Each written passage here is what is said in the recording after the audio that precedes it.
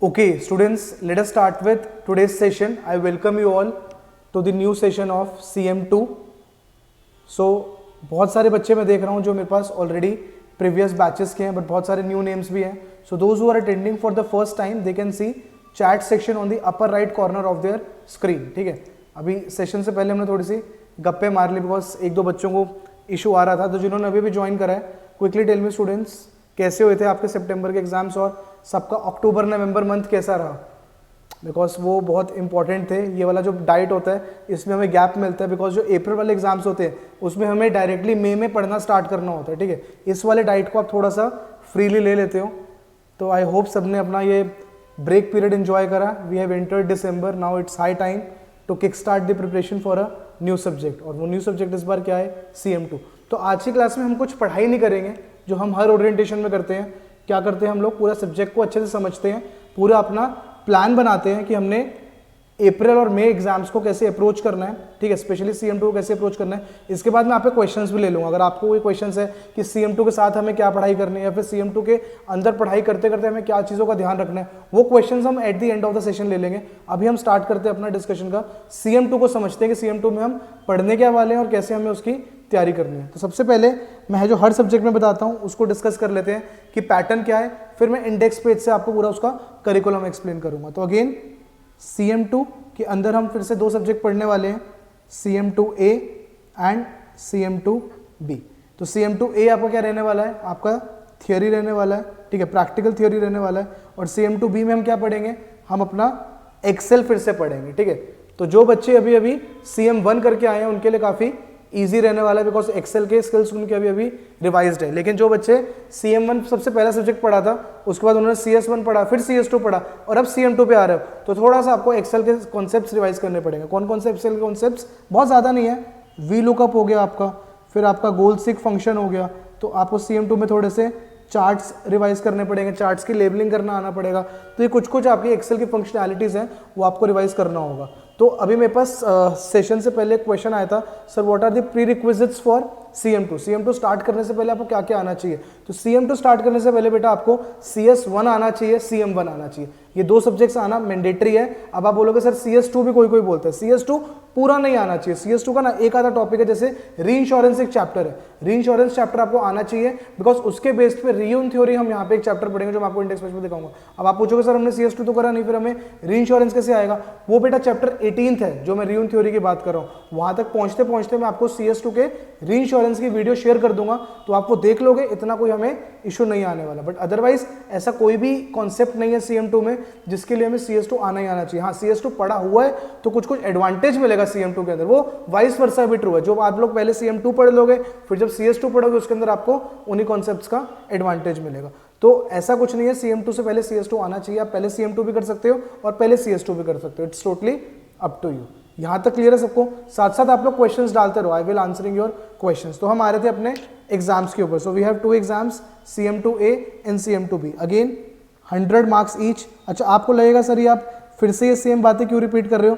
Because मेरे साथ बेटा ऐसे भी बहुत सारे स्टूडेंट्स हैं जो काफ़ी गैप के बाद एग्जाम दे रहे हैं. उनको नहीं पता आजकल क्या पैटर्न चल रहा है एग्जाम्स का, कितने आवर्स के एग्जाम हो रहे हैं. और अब तो आप लोगों के लिए भी एक न्यूज़ में देने वाला हूँ, IFO और II का दोनों का पैटर्न चेंज हो गया. तो वो भी अभी मैं आपको डिस्कस करूँगा आपके साथ. तो 100 मार्क्स के हमारे एग्जाम्स रहेंगे. इसका ड्यूरेशन रहेगा हमारा 3 hours 20 minutes का. इसका ड्यूरेशन रहेगा 1 hour 50 minutes का. Is it fine? ठीक है. अब यहाँ पे हमारा वेटेज कितना लगने वाला है? यहाँ पे हमारा वेटेज लगेगा 70% का, यहाँ पे हमारा वेटेज लगेगा 30% का. फिर से मैं सेम एग्जांपल लेता हूँ. ठीक है, स्टूडेंट X है. स्टूडेंट X ने पेपर A में स्कोर करा 70 out of 100. फिर स्टूडेंट X ने पेपर B में स्कोर करा 50 out of 100. तो यहाँ पे इसका लगेगा कितना? 70%. 70% of 70 will be 49 and 30% of 50 will be 15. Total इसको क्या मार्क्स मिलेंगे बेटा? 64. तो पासिंग अगर 65 हुई तो आपको ग्रेड मिल जाएगा फेल का, और अगर पासिंग 64 और बिलो हुई तो आपको ग्रेड मिल जाएगा पास का. तो इस तरीके से हमारा मार्किंग क्राइटेरिया रहता है. CM2 का एग्जाम या फिर कोई भी एग्जाम अगर IFO का एग्जामिनर चेक कर रहा है तो हमारे दो एग्जामिनर्स अलॉट होते हैं, एग्जामिनर 1, एग्जामिनर 2. तो जो एग्जामिनर 1 ने मार्क्स दिए और जो एग्जामिनर 2 ने मार्क्स दिए, उनका एवरेज आपको फाइनल मार्क्स मिलता है। और ओवरऑल एग्जामिनर 1 और एग्जामिनर 2 के मार्क्स में बहुत ज़्यादा डिफरेंस होता है, बहुत ज़्यादा वेरियंस होता है, तब आपका एक नया स्क्रिप्ट रिव्यू आता है और वो स्क्रिप्ट रिव्यू वाले के जो फाइनल मार्क्स होंगे वही आपके फाइनल आपका स्कोर हो जाएगा। इस तरीके से हमारी मार्किंग रहती है IFOA के अंदर। Is it clear till here? पहले मैं सारा IFOA डिस्कस कर रहा हूं, फिर मैं II के ऊपर आऊंगा। IFOA students, clear till here? Quickly keep on writing yes, it will help me to understand कि आप लोगों को यहां तक कोई डाउट नहीं है।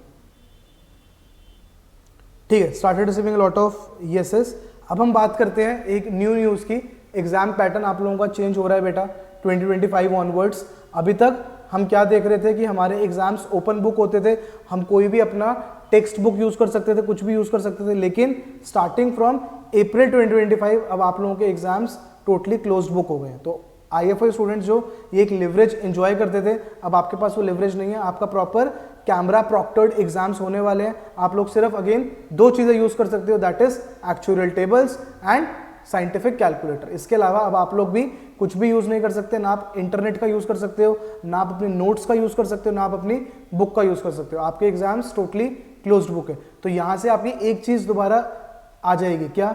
पहले जो बुक वर्क टेस्ट होना बंद हो गया था, जब से हमारे IFOA ने ओपन बुक एग्जाम कर दिया था, फ्रॉम सितंबर 2020 हमारे ओपन बुक एग्जाम्स हो गए थे, वहां से लेकर सितंबर 2024 तक बहुत कम देखा जाता था कि बुक वर्क डायरेक्टली टेस्ट हो रहे हैं। लेकिन अब बुक वर्क डायरेक्टली टेस्ट होगा starting from April 2025 onwards, because हमारे एग्जाम्स फिर से क्लोज बुक चले गए हैं।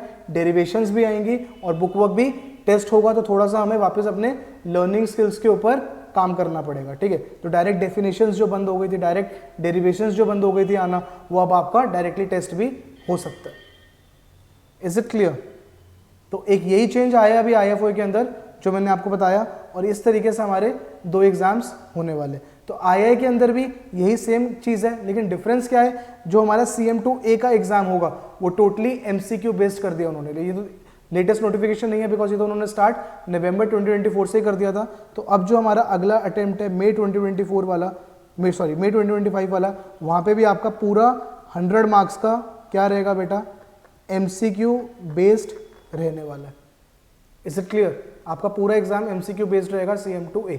अब यहाँ पे मैं एक और पॉइंट डिस्कस कर लेता हूँ। किसी किसी बच्चों के पास दोनों सोसाइटीज़ की मेंबरशिप होती है और वो कंफ्यूज होते हैं, सर हमें कहाँ से एग्जाम देना चाहिए। और आप लोग MCQs को बहुत ईजी समझ रहे हो। अभी मेरे पास इन वाले जो नवंबर डाइट वाले स्टूडेंट्स हैं उनका भी बहुत ज़्यादा एक्सपीरियंस आया, और ये चीज़ मैंने उनको पहले भी बताई थी कि जितना आप लोगों को लग रहा है कि MCQ बेस्ड एग्जाम हो गया तो बहुत ईजी हो जाएंगी चीज़ें, ऐसा बिल्कुल भी नहीं है। बिकॉज होता क्या है, जब हम एक 5 मार्कर अटेम्प्ट करते हैं, ठीक है, एक 5 मार्कर जब हम अटेम्प्ट कर रहे होते हैं IFOA के अंदर, मैं मान रहा हूँ थोड़ी सी मेहनत होती है, पहले हम रफ वर्क में करते हैं, फिर हम अपना प्रॉपर टाइप कर रहे हो तो थोड़ा टाइम कंज्यूमिंग होता है। लेकिन जब आप प्रॉपर टाइप कर रहे हो, मान लो आपने इसमें 10 स्टेप्स लिखे 5 मार्कर में, उन 10 स्टेप्स में आपको प्रॉपर स्टेप मार्किंग मिलती है। तो यहाँ तक अगर 9th स्टेप तक सही करे, फाइनल आंसर गलत निकाला है, तो आपको 5 मार्कर में 3 या 4 मार्क्स तो मिल ही जाते हैं अगर आपका सेकंड लास्ट स्टेप तक पूरा क्वेश्चन सही है। लेकिन अब आपका पहली बात, जब II में ये 5 मार्कर क्वेश्चन टेस्ट होगा, क्या वो 5 मार्क्स के लिए होगा? नहीं, बिकॉज वो आपसे कुछ स्टेप्स नहीं पूछ रहे, कुछ नहीं पूछ रहे, तो आपके लिए वो टाइम कम लगना चाहिए क्वेश्चन में। तो वो एक्सपेक्ट करेंगे 5 मार्कर जो वो नॉर्मल किस सिनेरियो में पूछते, अब वो उसको 3 मार्क्स में पूछेंगे। पहला तो ये नुकसान हुआ कि काम हमें अभी भी उतना ही करना है, लेकिन वो कम मार्क्स में टेस्ट हो रहे हैं। सेकंड नुकसान क्या है वालों को, जो आपको यहाँ पे स्टेप मार्किंग मिल रही है वो नहीं मिलेगी। अगर फाइनल आंसर सही निकाला है तो पूरे 3 नंबर, गलत निकाला है तो बिग 0। तो ऐसा नहीं है कि II वाले स्टूडेंट्स बहुत एडवांटेज में हो गए MCQs के बाद। दोनों के अपने प्रोज एंड कॉन्स है, वो आपको डिसाइड करना है कि कौन सी सोसाइटी से आप प्रोसीड कर रहे हो, उसी सोसाइटी से आप अपना एग्जाम्स फर्दर दे सकते हो। बिकॉज अब आपके पास वो लिवरेज नहीं है कि दोनों सोसाइटी एग्जाम्प्ट कर रही है एग्जाम्स, तो आपको एक सोसाइटी चूज करके एग्जाम देने चाहिए। तो that's will be the better option. हाँ, II ने वापस से शुरू कर दिया IFOA के एग्जाम्स एग्जाम्प्ट करना, तो वो वाली आप चीज़ कर सकते हो। जिनके पास II की मेंबरशिप है वो IFOA की भी लेके एग्जाम्स दे सकते हैं, लेकिन IFOA वालों को II में शिफ्ट करने का कोई सेंस नहीं है, बिकॉज IFOA अभी भी II की एग्जाम्पशंस नहीं दे रही है। Is it clear till here? Societies का डिफरेंस समझ आ गया सबको, एग्जाम पैटर्न समझ आ गया, यहाँ पे तो किसी को डाउट नहीं है। जो बच्चे अभी फ्रेश एग्जाम्स देके आए हैं CS1, CM1, CM2, CS2, उनको ये आइडिया होना चाहिए इन सब पैटर्न का, बिकॉज आप लोगों को ऑलमोस्ट 3 या 4 डाइट हो चुके हैं एग्जाम देते हुए। तो CS1 में भी हमने सेम क्राइटेरिया पढ़ा था, CS2 में भी, CM1 में भी। ठीक है, जो बच्चे CS2 नहीं पढ़ा तो डोंट ऑफेंड, CS2 CM2 एक ही बात है, कोई भी स्टार्ट कर सकते हैं after CS1 and CM1। CS1 CM1 देना होना चाहिए before starting with CM2। CS1 का भी बहुत यस, अच्छा मेरे पास एक क्वेश्चन आया मेगा का, सर CS1 का भी यूज़ है, बहुत एक्सटेंसिव यूज़ है बेटा, बहुत एक्सटेंसिव यूज़ है CS1 का भी, उल्टा CM1 का इतना नहीं होगा, CS1 का बहुत एक्सटेंसिव यूज़ है आपके CM2 के अंदर। Students quickly confirm me, clear till here? तो मैं इंडेक्स पेज से पहले ना अपने स्टेप्स के ऊपर आऊंगा और आप लोगों को पहले स्केड्यूल दिखाऊंगा। उसका रीजन है बिकॉज वो इंटरेस्टिंग पार्ट है, तो वो जो इंटरेस्टिंग पार्ट है इंडेक्स पेज का डिस्कशन, उसको मैं इस बार लास्ट में कर रहा हूं, ठीक है? तो ठीक है, इसके बाद मैं आप लोगों का स्केड्यूल दिखाता हूं जो हम लोग फॉलो करने वाले हैं through out our April and may diet. तो ये स्टेप्स के ऊपर मैं बाद में आता हूं, पहले आप लोगों को आपका स्केड्यूल दिखा देता हूं। क्विकली हैव अ लुक, ये अभी हमने प्रिपेयर करा है 2-3 days back. So this is your schedule for April and May diet. So this time we are having 4 assignments for CM2. Then there are 4 unit tests. Then one new thing that we have created this time, mock assignments. You will be getting 2 mock assignments ताकि आप लोग अपने आप को mock test से पहले mock test के लिए प्रिपेयर कर लो, attempting mock assignments. And then there will be a final mock test scheduled on 5th and 6th April.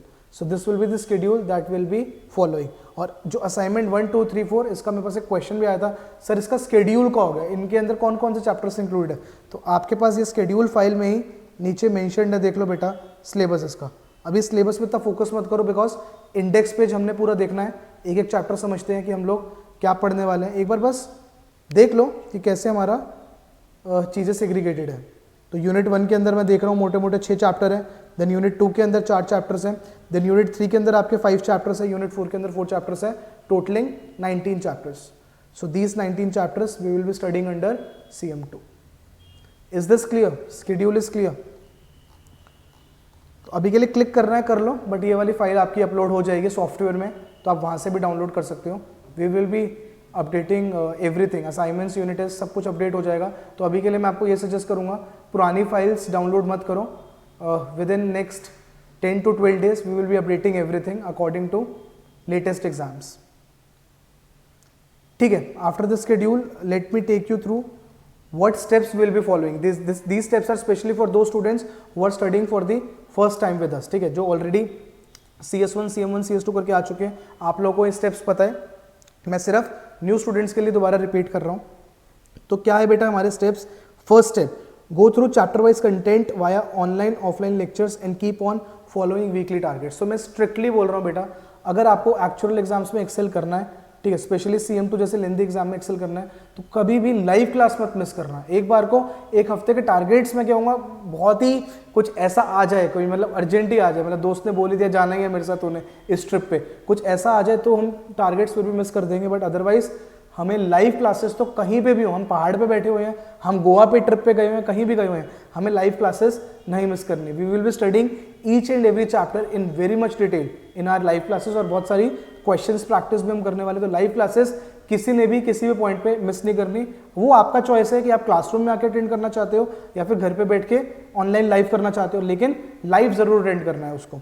This is the first step. Second step, go through को reading well in practice questions at the end of the chapter. तो बहुत सारे practice questions जो chapter के end पे है वो हम साथ साथ करते चलेंगे, लेकिन जो रह जाएंगे वो ऑटोमेटिकली आपका होमवर्क है। अगर हमारा चैप्टर 1, 2 कंप्लीट हो गया तो 1, 2 के रिमेनिंग के प्रैक्टिस क्वेश्चंस आपको ऑटोमेटिकली कर डालने। Third, complete questions mentioned in summary list. This is something new again for students who are studying for the first time. Pass papers IF pass papers II। तो बेटा हम आपको एक summary list का document देंगे, अभी मेरे पास अगर किसी सब्जेक्ट का पढ़ा है मैं आपको दिखा भी देता हूँ। समरी लिस्ट का डॉक्यूमेंट देंगे, उसके अंदर क्या मेंशन्ड होगा, जैसे फॉर एग्जांपल पहले 4 चैप्टर्स है 1, 2, 3, 4, तो 1, 2, 3, 4 हमारे कंप्लीट हुए। अब आपके लिए थोड़ा सा स्ट्रगल होता है कि हम क्वेश्चन पेपर खोल के कैसे ढूंढे कि 1 to 4 के कौन से क्वेश्चन है। तो वो लिस्ट हमने ऑलरेडी आपको प्रोवाइड करी है टिल 2024 एग्जाम्स तक। IF होगी, II की आपके पास लिस्ट ऑलरेडी प्रिपेयर्ड है। आपको क्या करना है, 1 to 4 चैप्टर जैसे ही कंप्लीट हुआ, एक एग्जांपल दे रहा हूं मैं आपको, आपने अपना समरी लिस्ट ओपन करना है और उसके अंदर आप देखोगे चैप्टर 1 to 4 का ये वाला क्वेश्चन अप्रैल 2024 में आया हुआ है, चैप्टर 1 to 4 का ये वाला क्वेश्चन सितंबर 2023 में आया हुआ है। इस तरीके से आप सारे क्वेश्चंस प्रैक्टिस कर डालोगे एक पर्टिकुलर सेट ऑफ चैप्टर्स के जो हमारे लाइव क्लासेस में कंप्लीट हो चुके होंगे। इसके प्रॉपर आपके पास टारगेट्स आएंगे, हर Monday to Monday we will be floating targets for you guys, ताकि आप लोग अपना सिंक में पढ़ाई करते रहो। तो ये वाला step, third step is the most important steps of our 5 step series. ये स्टेप पे अगर एक्सेल कर लिया तो समझ लो हमारे पास होने के चांसेस सिग्निफिकेंटली 60-70% जा चुके, पूरे 100 नहीं गए, पूरे 100 करने के लिए भी रिमेनिंग 2 स्टेप्स है। Fourth step is complete your assignments as per the deadline and self assess your assignments once you get solutions as per the deadlines. बहुत सारे बच्चे हैं जो मैसेज करते हैं सर सॉल्यूशंस कब अपलोड होंगे। सॉल्यूशंस स्ट्रिक्टली बेटा हम टाइमलाइन से पहले नहीं अपलोड करेंगे। 12 फरवरी को अगर कोई असाइनमेंट 1 ड्यू है तो तभी सॉल्यूशन अपलोड होगा। रीजन क्या है, कुछ बच्चे इस असाइनमेंट को 1 फरवरी को कर लेंगे, कुछ 5th को करेंगे, कुछ 6th को करेंगे, लेकिन मैक्सिमम टाइम हमने आपको कब तक करने का दिया हुआ है, 12 फरवरी तक। लेकिन फर्स्ट असाइनमेंट इतनी लेट नहीं होनी चाहिए। वो आपको फर्स्ट असाइनमेंट का इतना लंबा टाइमलाइन क्यों दिख रहा है, बिकॉज उसके बाद वाली डेट्स देख लो, उसके 2 हफ्ते बाद 27 फरवरी, उसके 2 हफ्ते बाद 13 मार्च, उसके 2 हफ्ते बाद 27 मार्च। तो उसके बाद की टाइमलाइन थोड़ी हमने इस बार टाइट रख दी है, ताकि जो बच्चे हो सकता है अभी 10-15 दिन बाद भी ज्वाइन करें उनको बहुत ज़्यादा ट्रिकी ना लगे। लेकिन आप लोगों की फर्स्ट असाइनमेंट जो ऑलरेडी ज्वाइन कर चुके, जिनको ऑलरेडी 15-20 डेज हो चुके हैं ज्वाइन करे, और ऑलरेडी आप लोग वीडियो से अपना मैक्सिमम कंटेंट भी कवर कर चुके हो, तो आपकी कोशिश ये होनी चाहिए आप अपनी इंटरनल टाइमलाइंस बनाओ कि असाइनमेंट 1 हमारा बहुत जल्दी कवर हो जाना चाहिए। तो ये सब चीज़ें मुझे नहीं लगता CM2 पे आके इतनी ज़्यादा मुझे डिस्कस करनी चाहिए। अब आप लोग सब सीनियर लेवल स्टूडेंट्स हो गए हो ना, CS1 CM1 करके आ चुके हो, तो ये सब चीज़ें आप लोगों के लिए ईजी है। तो this will be the fourth step, very important, very important. And last step जो बहुत सारे बच्चे बहुत सारे रीजंस के साथ स्किप करते हैं, regularly attempt tests as per the stipulated timelines. इस बार मैं इस बैच के किसी भी बच्चे का कोई भी बहाना नहीं देखूंगा कि सर आज हमारी तबीयत खराब है, आज हमारा कॉलेज का एग्जाम क्लैश कर रहा है, संडे को कोई कॉलेज का एग्जाम नहीं होता, तो मैं मैक्सिमम कोशिश करूंगा कि हम लोग यूनिट टेस्ट संडे को शेड्यूल कर रहे हैं। लेकिन किसी भी बच्चे के लिए यूनिट टेस्ट की डेट नहीं चेंज होगी, चाहे जो मर्जी रीजन है। यूनिट टेस्ट का फीडबैक अगर चाहिए हमारे एंड से तो आपको इन डेट्स पे ही देना है। ये वाली डेट्स अभी से ही अपने कैलेंडर में लॉक कर लो, अपने घर वालों को, अपने फ्रेंड्स को, सबको बोल दो कि इन 4 डेट्स पे हम अवेलेबल नहीं है, इन 4 डेट पे यूनिट टेस्ट। और ये यूनिट टेस्ट आपको बहुत ज़्यादा मोटिवेशन देते हैं एग्जाम में जाने से पहले कि हमारी कितनी तैयारी है इन पर्टिकुलर सेट ऑफ चैप्टर्स की। तो ये सब बेटा 5 स्टेप्स है जो हमें बहुत ज़्यादा फोकस करना है throughout the diet to excel in the exam. Clear till here everyone, clear till here. जहां तक किसी को कोई भी क्वेश्चन है तो पूछ सकते हो। In the next part of today session we will be discussing the whole curriculum for CM2। एक बार हम सारे 19 चैप्टर्स ओवरव्यू ले लेंगे कि उसमें हम क्या पढ़ने वाले हैं। Quick break 60 seconds. Anyone having any doubts quickly put that in the chat section, जल्दी से।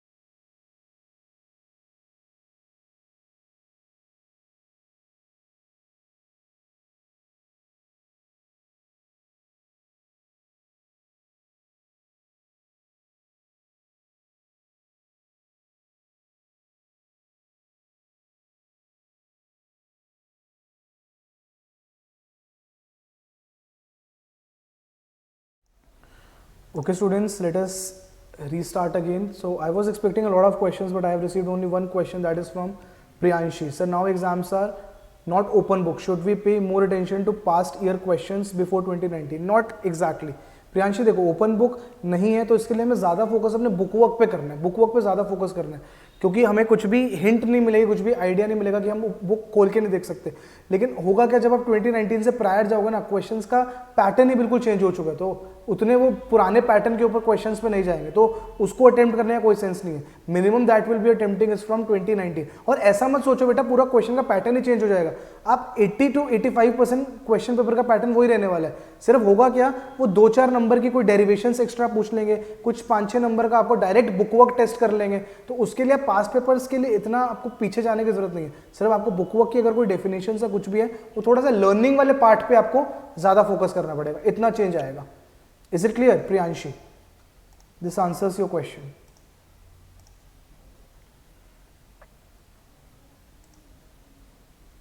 Okay students, I have no more questions. Then let us discuss the index page. उसके बाद मैं आपको एक और चांस दूंगा अपने क्वेश्चंस पुट करने का, एंड आई एम होपिंग कि बहुत सारे क्वेश्चंस आए मेरे पास। तो डिस्कस करते हैं अब क्या पढ़ने वाले हैं हम CM2 के अंदर। बस एक रिक्वेस्ट है मेरे से बस एक क्वेश्चन मत पूछना सर चैप्टर वाइज वेटेज क्या है, बिकॉज ये एक ऐसा सब्जेक्ट है, जब ये पहले CT 8 भी होता था तब इसका मार्क्स जज करना बहुत ही मुश्किल होता था, बिकॉज किसी चैप्टर में से कभी कभार ये 3-3, 4-4 साल कुछ नहीं पूछते थे, फिर उसी चैप्टर में से 20-25 नंबर का पूछ लेते। तो पूरे कोर्स में आप किसी भी चैप्टर को इंपॉर्टेंट मत बोलो, किसी भी चैप्टर को लेस इंपॉर्टेंट मत बोलो। अगर मैं आपको अभी 2 चैप्टर बताऊंगा जिनमें से पहले कुछ आता ही नहीं था, अभी रिसेंट में उन 2 चैप्टर्स में से बहुत ज़्यादा टेस्ट होना स्टार्ट हो गया, तो इसलिए it's very dangerous for me कि मैं आपको कुछ भी बताऊं कि ये चैप्टर ज़्यादा इंपॉर्टेंट है, कम इंपॉर्टेंट है। कुछ भी आ सकता है CM2A में, कुछ भी आ सकता है CM2B में, तो हमें पूरे कोर्स पे इक्वली ध्यान देना है। तो स्टार्ट करते हैं अपना। सबसे पहला चैप्टर है बेटा एफिशिएंट। अच्छा, मैं स्टार्ट करूँ उससे पहले मैं आपको ये बता देता हूँ, बहुत सारे बच्चों को डाउट होता है सर इसकी पास्ट हिस्ट्री क्या थी।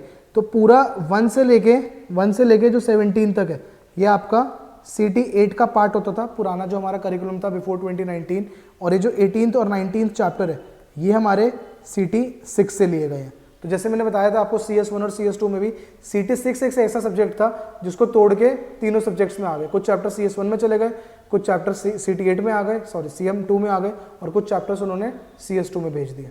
तो ये वाला सब्जेक्ट सबसे ज़्यादा टूटा था। तो ये जो 2 चैप्टर्स हैं ये आपके CT 6 से आए। रिमेनिंग मतलब आप ये बोल सकते हो 85 to 90% ये CT 8 ही है पुराना। तो बात करते हैं, अब एक चैप्टर उठाते हैं और उसको डिस्कस करना स्टार्ट करते हैं। So first is efficient market hypothesis. पहले ये चैप्टर में से ज़्यादा नहीं पूछते थे, लेकिन जब से आपका CM2 नया सब्जेक्ट आया ना, इस चैप्टर में से बहुत ज़्यादा वो पूछना शुरू हो गए। और प्योर थ्योरी चैप्टर है ये, लेकिन आपका एप्लीकेशन बेस्ड थ्योरी। जैसे अगर मैं आपको समझाऊं इसके अंदर हम क्या पढ़ेंगे, जैसे स्टॉक मार्केट होती है, स्टॉक मार्केट अगर आपने थोड़ा ऑब्जर्व करा, उसके प्राइसेस डेली चेंज होते हैं डिपेंडिंग ऑन कि कितने इन्वेस्टर्स एक पर्टिकुलर स्टॉक को परचेज कर रहे हैं, कितने इन्वेस्टर्स एक पर्टिकुलर स्टॉक को सेल कर रहे हैं, उस हिसाब से। तो efficient market hypothesis. Efficient market हम क्या बोलते हैं, ऐसी मार्केट जहां पे सारी इंफॉर्मेशन ऑलरेडी अवेलेबल है, ठीक है, कुछ भी ऐसा नहीं है जो छुपा हुआ है। जैसे अगर आप लोगों ने अभी लेटेस्ट न्यूज़ देखी हो अडानी की, जैसी अडानी की यूएस ने एक न्यूज़ लीक करी, सीधा स्टॉक प्राइसेस 20% क्रैश हो गए, ठीक है, वो अलग बात है, अब रिकवर कर गए हैं। तो ऐसी कोई भी इंफॉर्मेशन है ना जो मार्केट से छुपी नहीं हुई, सारी इंफॉर्मेशन मार्केट में अवेलेबल है, उसको हम क्या बोलते हैं, एफिशिएंट मार्केट। ऐसी मार्केट्स में दिक्कत क्या आती है, ऐसी मार्केट्स में दिक्कत ये आती है जो ऐसे इन्वेस्टर्स होते हैं जिनको लगता है हम मार्केट से कुछ एक्स्ट्रा जानते हैं, और वो इंफॉर्मेशन यूज करके हम कोई ऐसा स्टॉक खरीद लेंगे जो सिर्फ हमें पता है कि आज सस्ता है और महंगा हो सकता है, ठीक है। तो ऐसे स्टॉक्स हम परचेज करके अपने ऊपर एक्स्ट्रा इन्वेस्टमेंट रिटर्न कमा सकते हैं। ऐसी कोई भी इंफॉर्मेशन ना होने को हम क्या बोलते हैं, एफिशिएंट मार्केट है। तो इसके बारे में पूरा डिटेल में हम चैप्टर 1 में पढ़ने वाले हैं। बहुत इंटरेस्टिंग चैप्टर है और इसमें से क्वेश्चंस अब आते हैं, पहले नहीं आते थे लेकिन अब बहुत ज़्यादा ही टेस्ट होते हैं। सेकंड आते हैं हम यूटिलिटी थ्योरी पे। यहाँ पे हम क्या देखेंगे, हम डिफरेंट एसेट्स देखेंगे और उसकी हम यूटिलिटी निकालेंगे, ठीक है। डिफरेंट हमारे पास फॉर्मूलाज मेंशन है चैप्टर में, यूटिलिटी निकाल के हम ये देखेंगे कि ये वाला जो एसेट क्लास है वो हमारे लिए अच्छा है या नहीं है, मतलब एज एन इन्वेस्टर क्या हमें इस एसेट क्लास पे इन्वेस्ट करना चाहिए या नहीं करना चाहिए, ये हम पढ़ेंगे अपने यूटिलिटी थ्योरी वाले चैप्टर में। सिर्फ चैप्टर 1 को छोड़ के जितने भी चैप्टर्स है वो दोनों CM2A और CM2B में टेस्ट हो सकते हैं। तो कोई भी चैप्टर ऐसा नहीं है कि जो अब मैं आपको बोलूँ कि CM2B में नहीं आएगा, कुछ भी CM2B में आ सकता है, कुछ भी CM2A में आ सकता है, एक्सेप्ट चैप्टर 1 जो प्योर थ्योरी है, ये सिर्फ आपका CM2A के अंदर टेस्ट होएगा। देन हम आते हैं मेजर्स ऑफ इन्वेस्टमेंट ट्रिक। अगर आप SP5 इसके बाद स्पेशलाइजेशन एग्जाम ऑप्ट करोगे तो ये वाला चैप्टर वहाँ पे फिर से रिपीट होता है। यहाँ पे हम क्या करते हैं, डिफरेंट ना हमारे पास टाइप्स होते हैं इन्वेस्टमेंट रिस्क मेजर करने के। जैसे एक होता है हमारा टेल वेरिएंस, एक होता है वेरिएंस, एक होता है शॉर्टफॉल। तो इन सब मेजर से हम क्या निकालते हैं कि एक पर्टिकुलर इन्वेस्टमेंट क्लास हमारे लिए कितनी रिस्की है, ठीक है। क्योंकि होगा क्या, हम इन्वेस्टमेंट ज्यादा रिटर्न अचीव करना चाहेंगे। हम चाहेंगे जैसे FD में अगर हमें 7% मिल रहा है, बॉन्ड्स में हमें 10% मिल रहा है, इक्विटी में हमें 15% मिल रहा है, और कोई ऐसा क्रिप्टो मान लो, कोई क्रिप्टो ऐसी एसेट क्लास है जहां पे हमें 25, 30, 50% मिल रहा है, लेकिन उसके साथ हमें क्या मेजर करना पड़ेगा कि इस एसेट क्लास में इन्वेस्ट करके कितना ज्यादा हमारे पास रिस्क भी है। क्योंकि रिस्क होएगा तो क्या होएगा, हमारे इंसॉल्वेंट होने के चांसेस होंगे, हमारा सारा पैसा खोने के चांसेस होंगे। तो इसलिए ये वाले चैप्टर में हम क्या सीखेंगे कि क्या क्या मेजर्स हैं जहां पे हम अपने इन्वेस्टमेंट रिस्क को मेजर कर सकते हैं। तो ये हम कुछ कुछ देखेंगे। तो ये वाले जो 3 चैप्टर्स हैं ये तीनों इंडिपेंडेंट है। उसके बाद चैप्टर 4, 5, 6 ये तीनों एक साथ टेस्ट होते हैं। क्या क्या चैप्टर के नेम्स हैं, portfolio theory, model of asset returns, asset pricing model. यहाँ पे हम लोग क्या करने वाले हैं, एनीवन एनी आइडिया, जो पुराना कोई ओरिएंटेशन देख के आया हो या फिर जिसने एटलीस्ट वीडियोस देखने स्टार्ट करी हो। बहुत इंटरेस्टिंग चैप्टर है, बहुत इंपॉर्टेंट 3 चैप्टर्स है, बहुत ज़्यादा इसमें से कभी कभार आ जाते हैं। कभी कभार इन 3 चैप्टर्स में से वो डायरेक्टली 25 नंबर का पूछ लेते हैं। तो वही मैं बता रहा हूँ, इन CM2 में वेटेज बताना बहुत ही ट्रिकी है। हो सकता है इन 3 चैप्टर में से 5 नंबर का है, आने को 25 नंबर का आ जाए, तो क्या वेटेज आप जज करोगे। सारे चैप्टर्स बहुत डिटेल में हमें पढ़ के जाने। ओवरव्यू दूंगा, अभी बताऊंगा मैं कि CM2 CS तो से टफ है या नहीं है, इन क्वेश्चंस पे आऊंगा, लेकिन अभी हम थोड़ा इंडेक्स पे फोकस करते हैं। तो Manan, you can keep this question for the last, मुझे याद कराना, I will answer this question, ठीक है। मैं रेट भी कर दूंगा CS1, CM1, CS2, CM2 को, इनको आपस में आप लोगों को कंपेयर करके बता दूंगा, आपको थोड़ा सा आइडिया लग जाएगा कितनी मेहनत करनी है हमने CM2 में, बिकॉज आपकी जनरेशन कंपैरिजंस पे ज़्यादा बिलीव करती है ना। तो क्या पढ़ने वाले हैं बेटा इन 3 चैप्टर्स में हम लोग, इन चैप्टर्स में हम क्या देखेंगे, जो हमारे पास डिफरेंट एसेट क्लासेस होंगे, ठीक है। जैसे मान लो पोर्टफोलियो थ्योरी के अंदर हम क्या निकाल रहे होंगे, हम अपने पोर्टफोलियो का एक्सपेक्टेड रिटर्न निकाल रहे होंगे, फिर वेरिएंस निकाल रहे होंगे, और फिर हम कंपेयर करेंगे 2 पोर्टफोलियोज को कि किसका रिटर्न ज़्यादा है, और रिटर्न ज़्यादा के साथ साथ किसमें रिस्क कम है। क्योंकि जितना ज़्यादा हमारा वेरिएंस आएगा, वेरिएंस आने का क्या मतलब है, जैसे मैं बोल दूँ मेरा इस एसेट क्लास में 20% रिटर्न आएगा, प्लस माइनस 10% का वेरिएंस, 10% का वेरिएंस मतलब 30 भी आ सकता है और 10% भी रिटर्न आ सकता है, तो वो बड़ी दिक्कत हो जाएगी। तो इसलिए हम यहाँ पे रिटर्न और अपना वेरिएंस दोनों निकालते हैं और फिर हम पोर्टफोलियोज को कंपेयर करते हैं। अब जो रिटर्न और वेरिएंस हम निकाल रहे होते हैं, ठीक है, जो रिटर्न और वेरिएंस हम निकाल रहे होते हैं उसके हम डिफरेंट तरीके सीखेंगे चैप्टर 5, 6 में। और जो मैंने आपको बताया ऑलरेडी आपका मेंशन्ड होगा रिटर्न और वेरिएंस, और फिर जब आप कंपेयर कर रहे होगे वो आप कर रहे होगे पोर्टफोलियो थ्योरी के अंदर। इसके अंदर बहुत सारे आप अलग कॉन्सेप्ट से पढ़ोगे कि इंडिपेंडेंट हमारे पास सैंपल्स है या नहीं है, फिर इंडिपेंडेंट हमारे पास पोर्टफोलियो के अंदर एसेट क्लासेस है या नहीं है, तो डिफरेंट हम इसके अंदर फॉर्मूला सीखेंगे। Is it clear? तो this covers your part 1 according to this book. Students, yes or no's? Keep on responding. Your responses are pretty much important for me.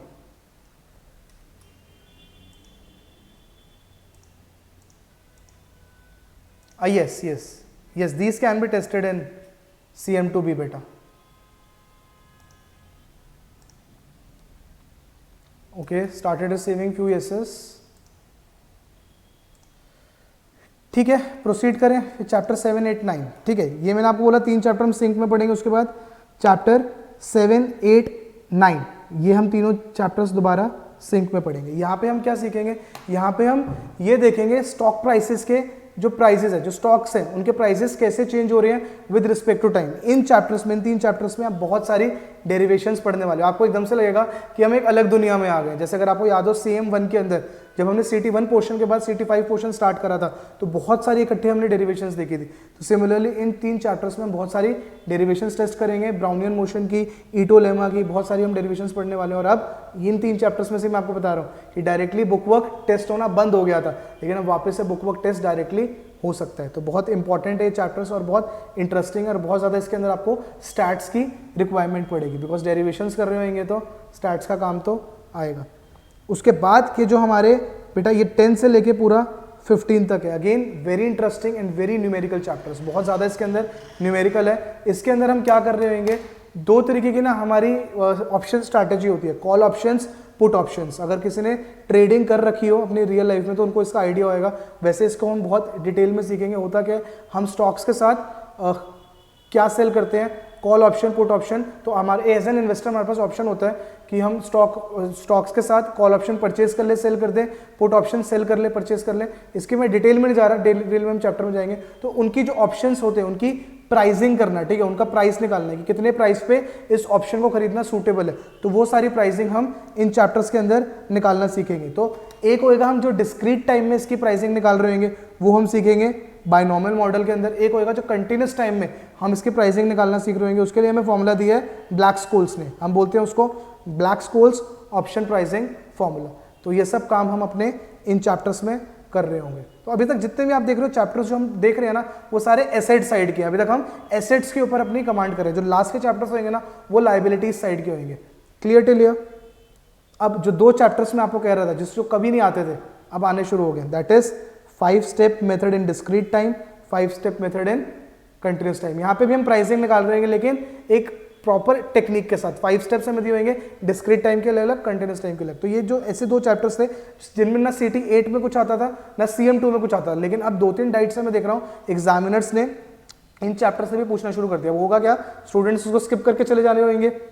वो जो सबसे पहली बार ये आया था इन चैप्टर्स में से क्वेश्चन, तो स्टूडेंट्स ने कहा था सर आज तक तो आया नहीं। तभी हम बोलते हैं इन एक्चुअल एग्जाम्स कुछ भी आप स्किप करने का नहीं पूछ सकते। अब आप मेरे से पूछोगे कि सर फिर क्या हुआ, देखो हम तो आपको बता सकते हैं कि इन दो चैप्टर्स में से 10 साल से कुछ नहीं आया, बट दैट डजन गारंटी 10 साल मतलब 20 डाइट में कुछ नहीं आया कि 21वीं डाइट 21st अटेम्प्ट में भी कुछ नहीं आएगा। तो इसलिए अब इन चैप्टर्स को हम स्किप नहीं कर सकते। इन दो चैप्टर्स को भी हम बहुत थॉरली करने वाले हैं। Clear till here students? यहाँ तक हमने बात कर ली अपने एसेट साइड वाले चैप्टर्स की, और यहाँ पे हमारे 3 यूनिट टेस्ट्स और 3 असाइनमेंट्स का सिलेबस कवर हो चुके हैं। अब हम आएंगे अपने पार्ट 4 पे। पार्ट 4 में जो पहले 2 चैप्टर्स हैं, term structure of interest rates और क्रेडिट रिस्क। तो term structure of interest rates में हम क्या देखने वाले हैं, हम 2 या 3 तरीके के मॉडल्स देखेंगे। लाइक वासिसेक मॉडल देखेंगे, अब हम एक वाइट एंड हल मॉडल देखेंगे, एक हम देखेंगे अब कॉक्स इंगरसोल मेथड। तो इसके अंदर हम लोग क्या देखने वाले हैं, इसके अंदर हम लोग क्या देखने वाले हैं कि कैसे हम इंटरेस्ट रेट्स के स्ट्रक्चर बनाते हैं। तो वो हम यहाँ पे मेजरली सीखने वाले हैं। Is it clear? So there is one question in Ayushi, will we repeat concepts in life? Ayushi बेटा हम पूरे इस थ्रू आउट डाइट में हम लोग एक एक चैप्टर उठाएंगे, उसको बहुत डिटेल में पहले पढ़ेंगे, फिर उनके क्वेश्चंस करेंगे। पूरा चैप्टर हम लोग रिपीट करेंगे। Is it clear Ayushi? अभी हम सिर्फ उसको समराइज कर रहे हैं चीज़ों को। We will be studying each and every chapter thoroughly. अच्छा, there is one question from नव्या। नव्या मैं आपके उस क्वेश्चन पे आऊँगा, वेरी इंपॉर्टेंट क्वेश्चन कि सर पहले 21 चैप्टर्स होते थे। मैं भी आऊँगा आपके क्वेश्चन पे। 4 चैप्टर्स रह गए स्टूडेंट्स, इसको बस मैं कवर कर लूँ, फिर जितने मर्जी क्वेश्चन हो आप लोग मेरे से पूछ लेना। तो यहाँ पे मैंने आपको बताया हम इंटरेस्ट रेट्स के ऊपर बात कर रहे होते हैं। अब यहाँ पे आते हैं हम क्रेडिट रिस्क। क्रेडिट रिस्क आपको पता लग रहा है, नाम से पता लग रहा है। हम यहाँ पे क्या देखेंगे, एक पर्टिकुलर कंपनी के डिफॉल्ट होने के चांसेस हम देख लेंगे, प्रोबेबिलिटी देख लेंगे। इसके लिए भी हम डिफरेंट मॉडल्स देखेंगे कि क्या कंपनी के चांसेस हैं कि वो डिफॉल्ट कर जाए अपने पेमेंट्स के ऊपर, अपने इन्वेस्टमेंट्स के ऊपर, किसी के ऊपर भी। तो ये हम सारा सीखेंगे क्रेडिट रिस्क के ऊपर, ठीक है। तो ओवरऑल जितना भी हमने सिलेबस डिस्कस करना बेटा, बहुत ज़्यादा न्यूमेरिकल सिलेबस है, लेकिन स्टार्टिंग के जो हमारे 6-7 चैप्टर्स है उसके अंदर न्यूमेरिकल प्लस थ्योरी दोनों रहने वाले हैं। बट दैट डजंट मीन कि यहाँ से थ्योरी नहीं आएगी, आ कहीं से भी सकते हैं। लेकिन ये वाले जो फर्दर चैप्टर्स हैं वो प्योर न्यूमेरिकल चैप्टर्स हैं, जिसमें से मैंने आपको बताया 7, 8, 9 आपके बहुत ज़्यादा डेरिवेशंस बेस्ड चैप्टर्स हैं।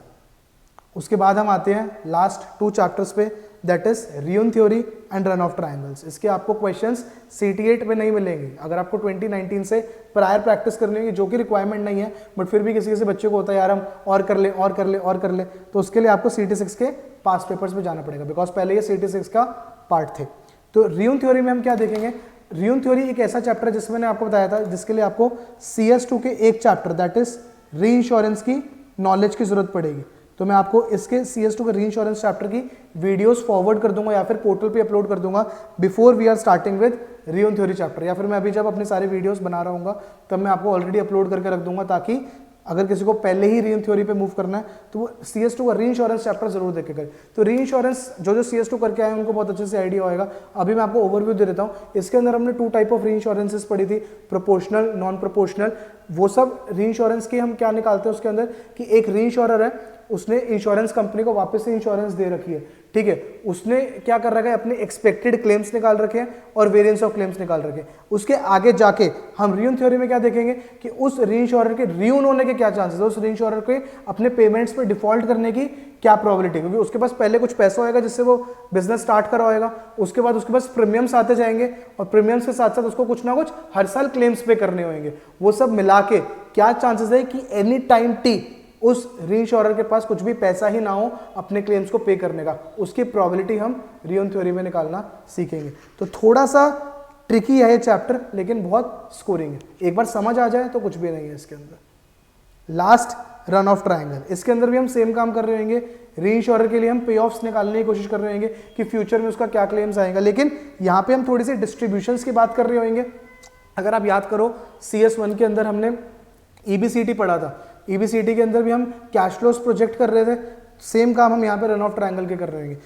चैप्टर 18 में री इंश्योरर के लिए हमारे पास कुछ ना कुछ डिस्ट्रीब्यूशंस गिवन होंगे, उस बेसिस पे हम रीयून की प्रोबेबिलिटी निकाल रहे हैं यहाँ पे। लेकिन हम टोटली सिमुलेशन मेथड से, सिमुलेशन मेथड मतलब प्रोजेक्शंस कर करके हम देखेंगे कि अगर ऐसा ही ट्रेंड चलता रहा तो क्या चांसेस है कि री इंश्योरर डिफॉल्ट कर जाएगा। और इसके लिए हम इसके अंदर 3-4 मेथड्स हैं, like chain ladder, basic chain ladder, फिर inflation link chain ladder, average cost method, फिर बॉर्न-ह्यूटर फिगरसन मेथड। ये कुछ मेथड्स है जहाँ पे हम अपने रन ऑफ ट्रायंगल्स बनाएंगे और री इंश्योरर के लिए हम पे ऑफ्स निकालना सीखेंगे। तो ये वाले जो आखिरी के चैप्टर्स है ना, ये अगर आप आगे सीनियर एग्जाम्स में SP7 SP8 ऑप्ट करते हो, जो जनरल इंश्योरेंस के आपके एग्जाम्स है, वहाँ पे आप ये वाले चैप्टर्स दोबारा रिपीट करते हो। लेकिन मेजरली जो इसका सिलेबस है वो आगे किस सीनियर सब्जेक्ट के साथ मेल खाता है वो मैं आपको बता देता हूँ। SP5, SP6 एंड SS7, ये वाले सब्जेक्ट से आपके इसके साथ मेल खाते हैं, ठीक है। जैसे मैंने आपको बताया था CM1 का आगे एक्सटेंशन क्या होगा, आप SP2 लाइफ इंश्योरेंस, उसके अंदर पढ़ोगे। CS2 का भी मेजर और क्या रहने वाला है आपका जनरल इंश्योरेंस के साइड ज़्यादा लिंक्ड है। पहले CM1 के अंदर एक चैप्टर होता था पेंशंस का, तो एक पेंशंस का एग्जाम होता है इस तरीके से। तो ये आपके अब समझ लो, जब हम CS2 CM2 तक आ जाते हैं, हम अपना बेस सेटअप कर रहे हैं अपने सीनियर एग्जाम्स के लिए।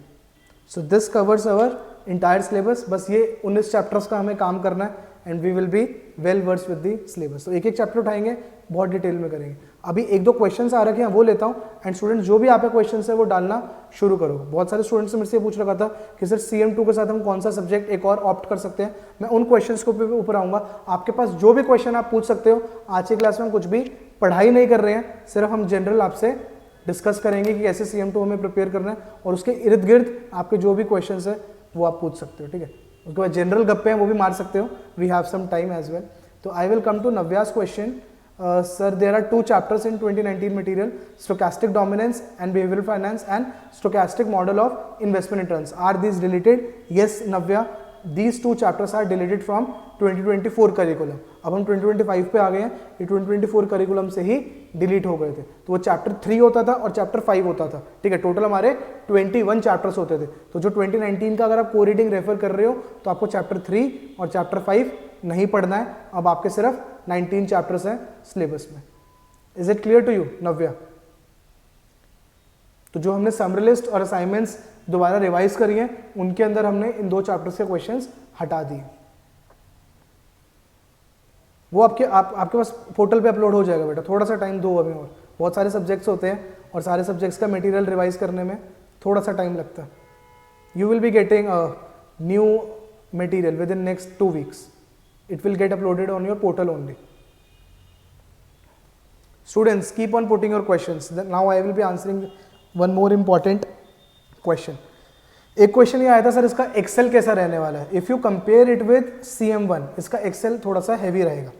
जैसे आपने देखा होगा आर का भी लेवल CS1 के बाद अगर CS2, जिस बच्चे CS2 करके आए हैं थोड़ा सा अप गया था, वैसे ही इसमें भी एक्सेल का लेवल थोड़ा सा अप जाएगा। लेकिन अगर आपका CM2 A के ऊपर कमांड है तो इतनी ज़्यादा दिक्कत नहीं आएगी इसके एक्सेल में भी। कुछ वो आपसे मैक्रोस जनरेट नहीं करवा लेंगे एक्सेल के अंदर, आएगा वही नॉर्मल फंक्शनैलिटीज यूज़ करके।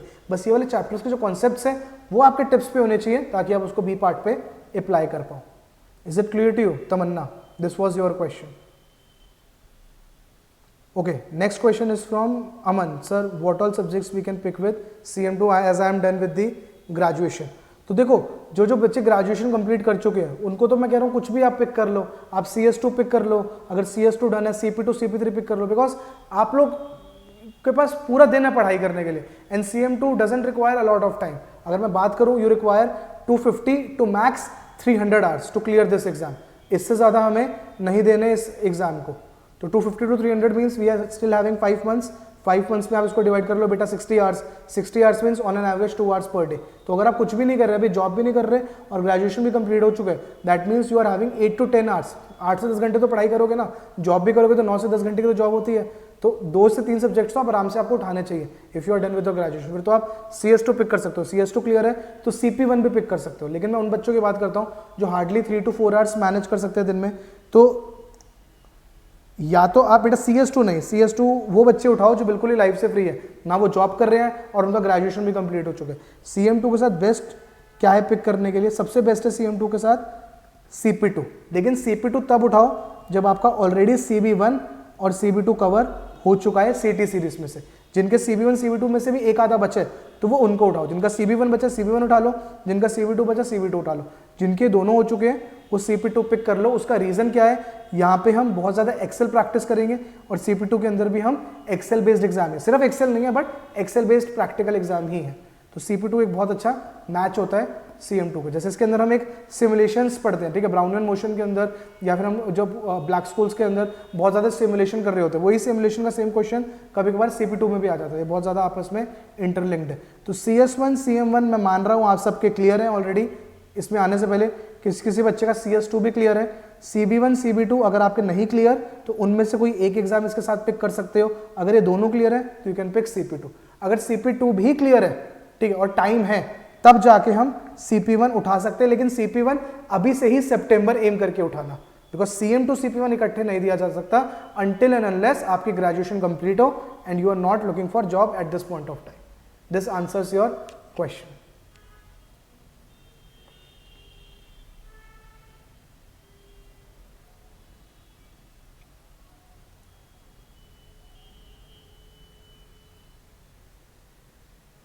So Shirish, I didn't get your question. What exactly you want me to repeat? I will repeat.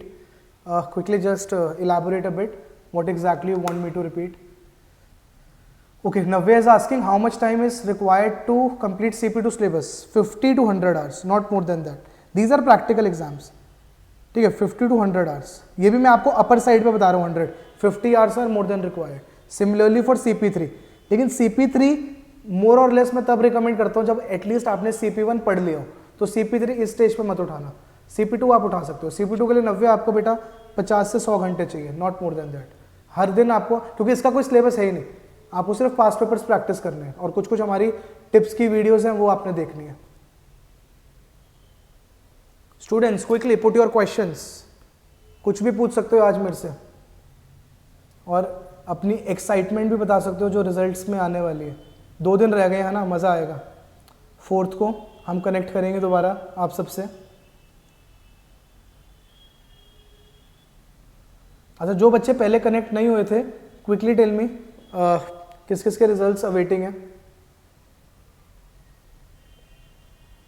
So Shirish, I think you have skipped that part where I have discussed each and every chapter in a lot of detail. What I will tell you is, एक बार ये वाला session complete हो जाए, I will ask my team या फिर इसको जल्दी से YouTube पे अपलोड करके वो आपको दे देंगे, तो उसको देखना, बिकॉज बहुत डिटेल में हम कर चुके हैं. तो आप एक पर्टिकुलर चैप्टर की भी बात करोगे तो वो बहुत टाइम कंज्यूमिंग हो जाएगा. सारे चैप्टर्स दोबारा रिपीट करना.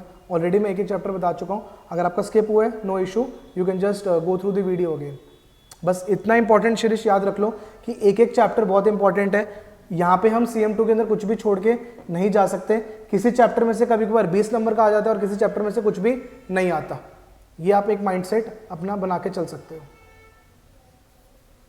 Students quickly put your questions. हाँ, तो जिस बच्चे ने अभी तक नहीं बताया वो ये भी बताओ बेटा. सेशन के स्टार्ट पे हमने डिस्कस करा था रिजल्ट्स किस किस के वेटिंग है. Feeling excited everyone. और ये ब्रेक लंबा हो गया था ना, हमेशा इस डाइट में थोड़ा सा ब्रेक लंबा हो जाता है. अक्टूबर नवंबर हम लोग पढ़ाई नहीं करते. ऑलरेडी हम आपको बहुत मैसेज करते हैं कि सब्जेक्ट स्टार्ट कर दो कर दो कर दो, लेकिन कभी बच्चे कहते हैं हमारे कॉलेज एग्जाम्स है, कभी मिड सेमेस्टर एग्जाम है, कभी आई के एग्जाम्स है, तो हमें भी बैच स्टार्ट करते करते दिसंबर चढ़ जाता है हर बार। बट ठीक है, मोर देन रिक्वायर्ड टाइम है हमारे पास सिलेबस कंप्लीट करने का। नेक्स्ट वीक से आपके पास टारगेट्स आने शुरू हो जाएंगे and we will be discussing each and every chapter in lot of detail. बस मेरे से एक दो रिक्वेस्ट है आपकी बेटा। एक तो कोई भी बच्चा वीडियो पे मत डिपेंडेंट रहना। अगर आप मेरी टीम को डालोगे कि वीडियो कब अपलोड होगी, मेरे से अभी सुन लो, we will be we will be definitely taking 3 to 4 weeks to upload that video for you guys to motivate कि आप लोग लाइव अटेंड करो, ठीक है। Except this video, first video मैं जल्दी अपलोड करवा दूंगा बिकॉज ये आपका प्लानिंग वीडियो है एंड आई डोंट वांट कि इसकी इन्फॉर्मेशन कोई जल्दी स्किप करे। बट नेक्स्ट वीक से सबको लाइव अटेंड करना है। It's totally up to you whether you want to come to the classroom और you want to attend it from your place.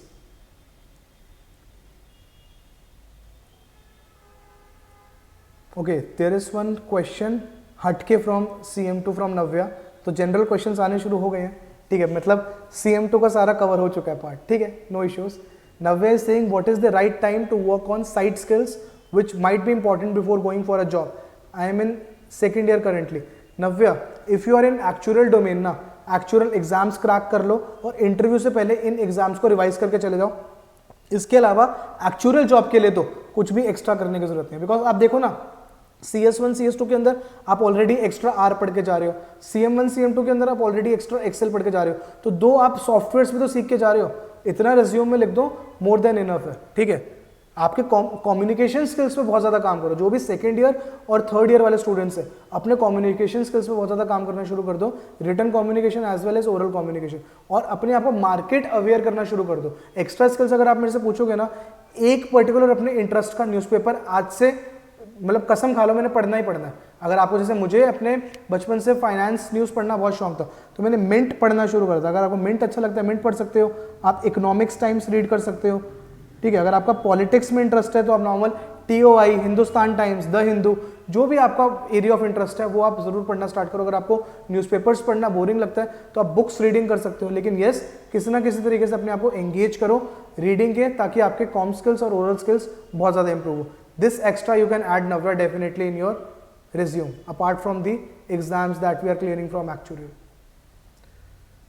Okay, there is one message from Shirish sir, having a feeling that either the exam will be just pass or fail. देखो, जो हो गया वो हो गया शिरीष, अब छोड़ दो उसको। हमारा एक तरीका था कि हमने 3-4 महीने अच्छे से पढ़ाई करी और अपना बेस्ट दे के आए एग्जाम में। अगर हमें पता है हमने अपना बेस्ट नहीं दिया था, फिर तो वैसे भी हमें डिमोटिवेट नहीं होना चाहिए रिजल्ट से। और अगर आपको लग रहा है बेस्ट दिया था फिर भी समहाउ नहीं हुआ, तब हम अपने एरियाज ऑफ कंसर्न आप मेरे से डिस्कस कर सकते हो। मैं आपको बता सकता हूँ कि नेक्स्ट टाइम हम और क्या क्या चीज़ें ध्यान रख सकते हैं कि हमारा फेवरेबल रिजल्ट है। बाकी मुझे भरोसा है शिरीष कि तुम निकाल जाओगे CS2, no need to worry. But अगर नहीं भी हुआ तो कोई इतना बड़ी बात नहीं है। CS2 पे तो अब हैबिट हो गई है आप लोगों के, तो डाइट में फिर भी ऐसा पेपर नहीं आया जो बिल्कुल ही होश उड़ाने वाला हो। अगर आप 21, 22, 23 वाले स्टूडेंट से पूछो जिन्होंने तब CS2 अटेम्प्ट करा था, मतलब तब तो वो क्या पूछ रहे हैं उनको खुद नहीं पता।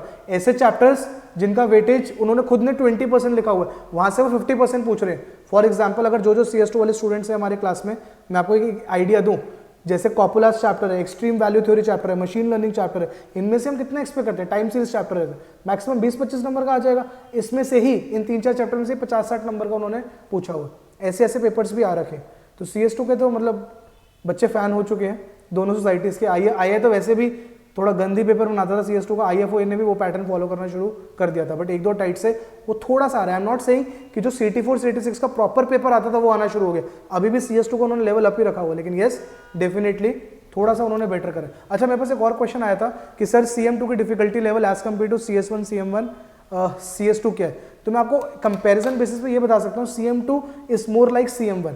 बहुत लेंदी है, बुक वर्क बहुत ही ट्रिकी है, लेकिन एक बार अगर आपका कमांड बन गया तो पेपर टफ नहीं आता। CS2 में इसका बिल्कुल उल्टा बोलता हूँ कि बुक वर्क बहुत ईजी है, बुक वर्क में इतना दिक्कत नहीं आती, लेकिन पेपर बहुत ही ट्रिकी आता है। CM2 उसका रिवर्स मान लो, बुक वर्क बहुत ट्रिकी है, बुक वर्क में आपको बहुत ज़्यादा टाइम इन्वेस्ट करना पड़ेगा, लेकिन अगर एक बार बुक वर्क के ऊपर हमारी ग्रिप बन गई ना तो एग्जाम आपका इतना टफ नहीं आने वाला।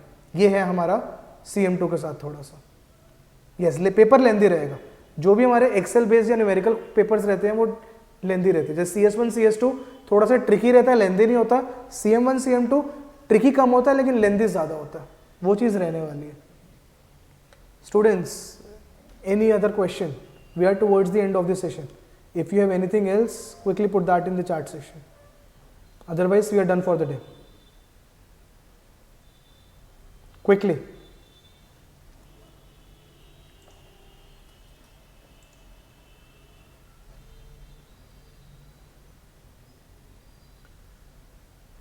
Students, last 1 or 2 more minutes. If you have anything, quickly put that.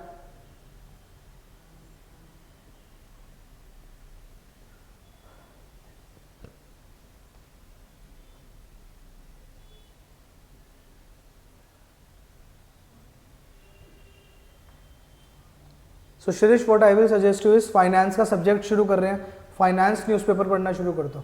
If you think that business section और स्पोर्ट्स सेक्शन इतना किक नहीं दे रहे, तो फाइनेंस सेक्शन पढ़ना शुरू कर दो. स्टॉक मार्केट के बारे में रीड करो, ये आपको CM2 में भी हेल्प करेगा और जनरल आपका अवेयरनेस में भी हेल्प करेगा. बट यस, कुछ ना कुछ आपको रीड तो करना चाहिए. ठीक है, I don't think there are any more questions. इसके बाद अगर वो जो सब्जेक्ट स्पेसिफिक क्वेश्चंस होंगे वो हम अपनी अपकमिंग क्लासेस में डिस्कस करते रहेंगे. तो ठीक है students, that's it from my side. Will continue in the upcoming classes. And again one important message, do attend live classes every time you are receiving the schedule on your WhatsApp number. Thank you all.